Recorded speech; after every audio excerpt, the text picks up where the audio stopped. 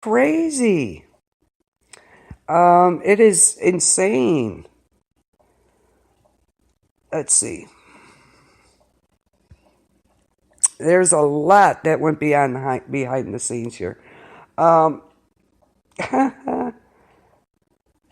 okay. Tom Cruise was in a state because get this, he didn't have a girl. Get that? Can you believe my sister can't even get me a girlfriend? He said, this was said to David McCavage, who is the leader of the Church of Scientology right now. And he joined him and Cruise's sister at the opening of the Madrid Scientology Center in September of 2004. The director, the former head of the Office of Special Affairs, claims that the star had just said the same thing to him minutes before as they waited for Miscavige, who was referred to by Scientology honchos as COB, chairman of the board.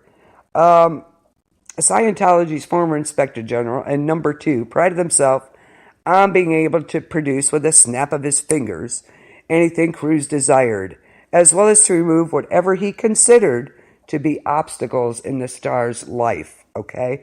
Such as his last wife, Nicole Kidman, and his last girlfriend, Penelope Cruz. Rinder and Rathbun are part of a group of former high-ranking dissidents no longer connected to the organization. They and other sources in this article, virtually all of them on the record, have been dismissed by Scientology as disgruntled apostates and worse. A lawyer for Miscavige refers to Rathbun and Kinder as a dynamic duo of lunatic venom and untrustworthy bile. Well, told them, didn't he? And denies that the incident ever took place. According to several of these on-the-record sources, Scientology more and more came to be whatever Miscavige said it was, and both Kidman and Cruz had been found wanting in their embrace of the organization, and therefore unsuitable for the highly prized Cruz. Well, what do you know? Well. Kidman especially. You go, Nicole. They say the church had determined that Kidman was its most dangerous type of enemy, a suppressive person who could threaten the spiritual well-being of Cruz and the two children the couple had adopted. That, oh my God, during their 10-year marriage, Cruz sued for divorce, and the children, Bella and Connor, then 6, were reportedly given a course in identifying suppressive persons. Are you kidding? 8 and 6. And they're giving them classes on suppressive persons, or SPs. Of course, this Scientology has its own language, and I think it's crazy. Okay, so these kids had a class on that, okay? As Penelope Cruz became Cruz's new love interest, she took her own set of courses, but sources say she soon ran afoul of Miscavige, who dismissed her as a mere dilettante when it was learned that she was unwilling to forsake her Buddhist beliefs. Okay, Cruz, post-Cruz, was apparently tired of having these pillow fights interfere with his sex life. He needed a devout Scientologist to sleep with. Okay, God. I'm just shaking my head here because it's like, wow, really? Thus began the elaborate auditioning process, sources say, to find him a drop-dead, beautiful, true believer to share his life. Someone who would not object to having the Mercurial Miscavige as a powerful presence in the relationship. Miscavige's wife, Shelley, was put in charge of the top-secret project. And the ruse was to call in actresses from the organization's roles, tell them they were being given the honor of auditioning for a new training film, and then ask them some curious questions, such as, what do you think of Tom Cruise? Really? It's not like you only have to please your husband. You have to toe the line for all of Scientology, explains Mark Headley, a Scientologist from age 7, who tells me he watched a number of the dozens of 3 to 4 minute audition videotapes. when he was executive producer of Golden Era Productions. That is Scientology's in-house studio. They have their own studio.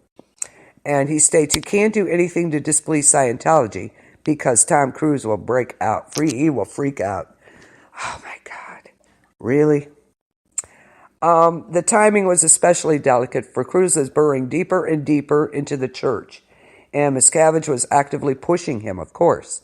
According to Headley's wife, Claire, who grew up as a Scientology cadet and worked directly under him in the Religious Technology Center, Scientology Supreme Headquarters, they couldn't find a woman to have the relationship with at a time when Cruise was talking about donating his excess millions to fund Scientology buildings. Okay, of course they denied there was any such special project. And they also deny that Kidman was considered a suppressive person. Yeah, okay, of course they do. Or they objected to Penelope Cruz's religious belief. Yeah, right. They strongly deny that Miscavige had any involvement in his life. Right. There can be no underestimating how valuable Cruise was to Scientology. Dave told us in a meeting that if he could, he'd make Tom Cruise Inspector General, second in command. That if it weren't Tom Cruise, the actor, he would be the number 2. The same type of glamorous brunette as Penelope Cruz, the Iranian-born woman seemed perfect, but she had a boyfriend.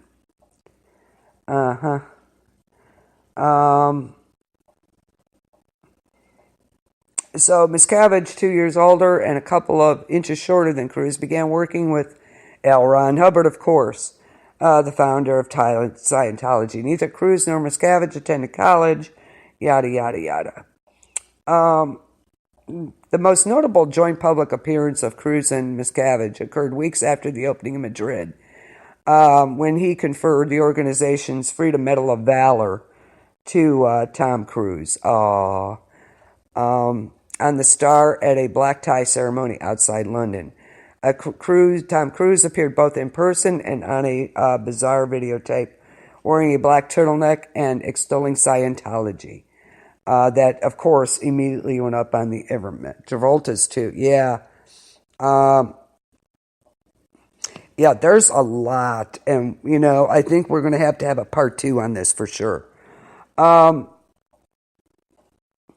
Miscavige clearly wanted to make sure that Cruise was securely locked in and unable to drift away, as he had during his marriage to Nicole Kidman.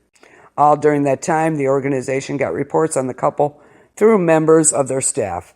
No kidding. The staff was reporting every single detail going on in the house during the entire marriage with Nicole. How they were getting along, their disputes, what he was doing movie-wise, his relations in Hollywood. One assistant was always saying, reach back, get audited. Yeah, okay. Auditing is a very special deal, big deal. Of course, we talked about that. And according to Nicole Kidman's last auditor, she even had one, former Scientologist Bruce Hines, in the early 90s, she got all the way up to OTH, just one step below the coveted OT3 or Wall of Fire, where one is allowed to read Scientology founder L. Ron Hubbard's secret writings. Oh, here we go. Which reveal the church's most sacred beliefs.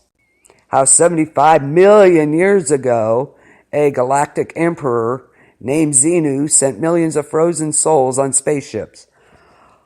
Okay.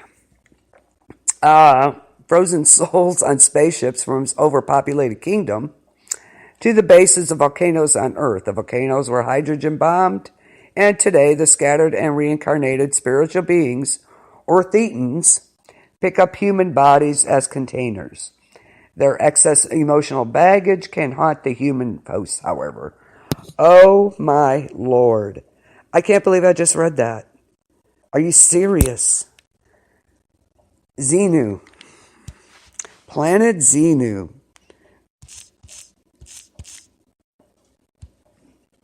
There we go. Okay. So apparently that's what these Scientologists are. Okay.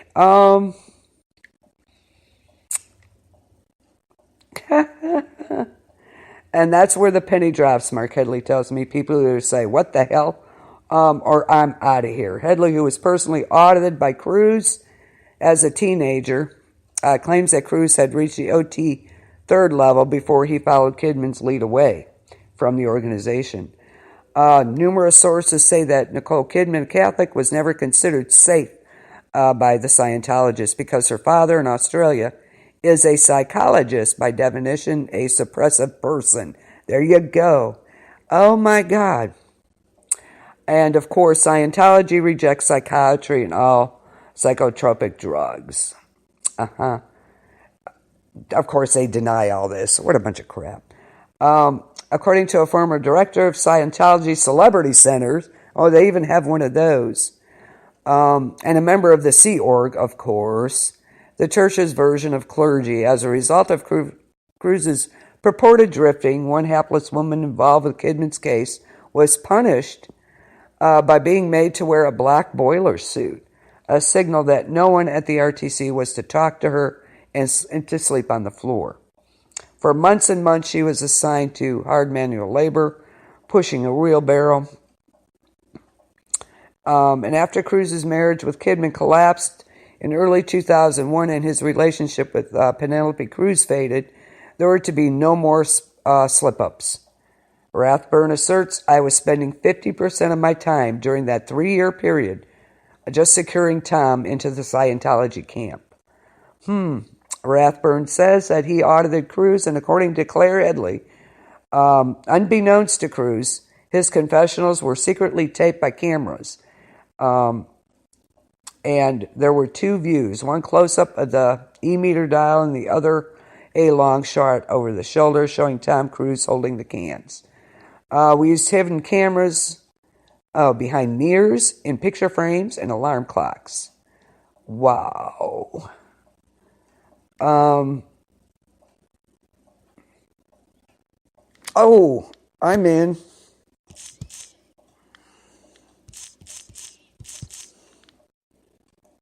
It's got to be more fun.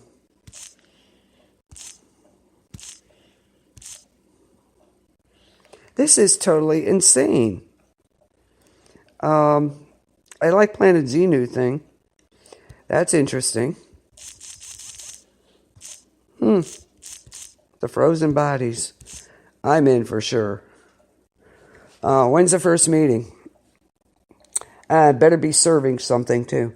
At the end of each of these auditing sessions, it covered Cruz's entire life.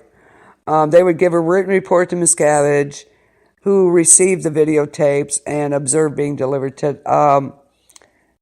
Disagreements over Scientology were at the heart of Cruz's 2 previous divorces, from the actress Mimi Rogers, who was also a Scientologist, and Nicole Kidman. Nicole did not want to deal with Scientology. Wow, really? Yeah, apparently they have different divisions on this. Yes, I think they are. Sure they do. Probably people, or maybe they were trained. Okay, definitely be there.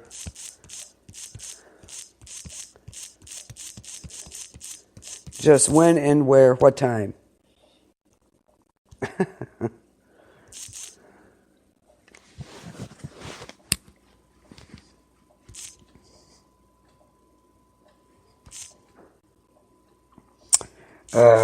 Trying to spell.